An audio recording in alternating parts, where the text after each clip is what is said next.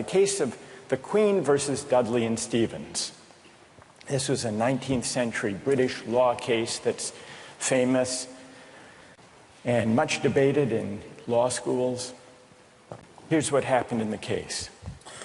I'll summarize the story, then I want to hear how you would rule, imagining that you're the jury. A newspaper account of the time described the background. A sadder story of disaster at sea was never told than that of the survivors of the yacht Mignonette.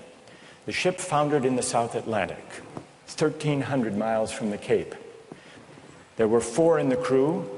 Dudley was the captain, Stevens was the first mate, Brooks was a sailor, all men of excellent character, or so the newspaper account tells us. The 4th crew member was the cabin boy, Richard Parker, 17 years old. He was an orphan. He had no family, and he was on his first long voyage at sea. He went, the news account tells us, rather against the advice of his friends. He went in the hopefulness of youthful ambition, thinking the journey would make a man of him. Sadly, it was not to be. The facts of the case were not in dispute.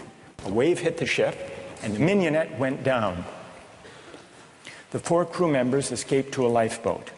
The only food they had were 2 cans of preserved turnips, no fresh water.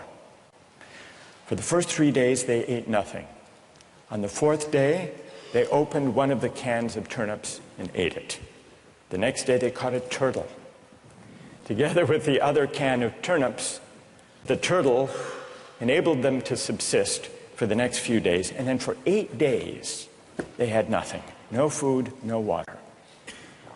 Imagine yourself in a situation like that. What would you do? Here's what they did.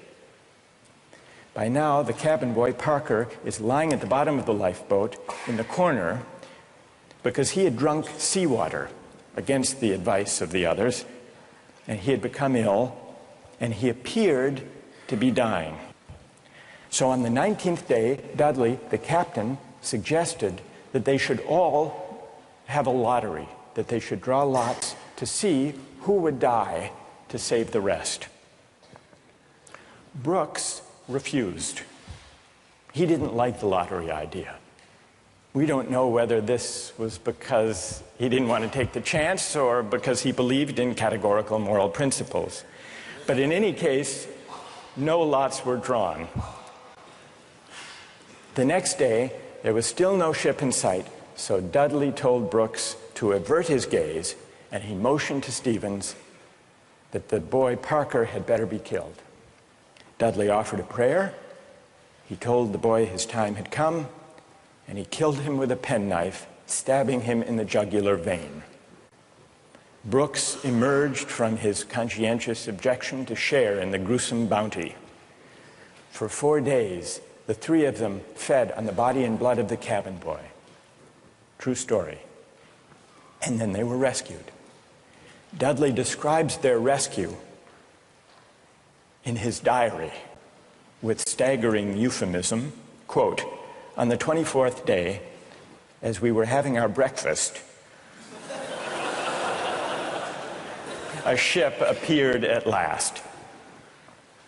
The 3 survivors were picked up by a German ship. They were taken back to Falmouth in England, where they were arrested and tried. Brooks turned state's witness. Dudley and Stevens went to trial. They didn't dispute the facts. They claimed they had acted out of necessity. That was their defense. They argued, in effect, better that one should die so that 3 could survive. The prosecutor wasn't swayed by that argument.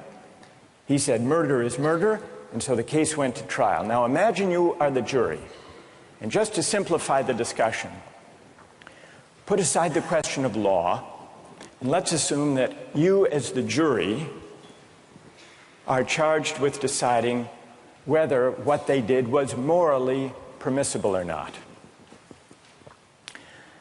how many would vote not guilty, that what they did was morally permissible? All right, thank you. I just feel like in a situation that desperate, you have to do what you have to do to survive.